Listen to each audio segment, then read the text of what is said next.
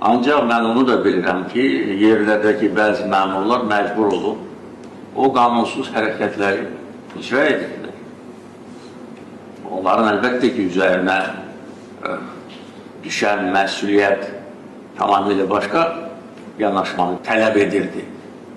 Ancaq eyni zamanda o da həqiqətdir ki, bəzi hallarda bu qanunsuz əməllərin təməlində xarınlanmış, acgöz, gözü doymayan, mərkəzdə oturan məmurların göstərişləri oldu.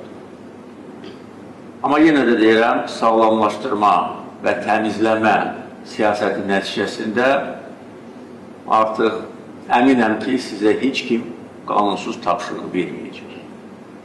Əgər kimsə bu tapşırığı verərsə, onda dərhal mənə məlumat verin və bu adamlar haqqında ciddi ölçülər götürüləcək.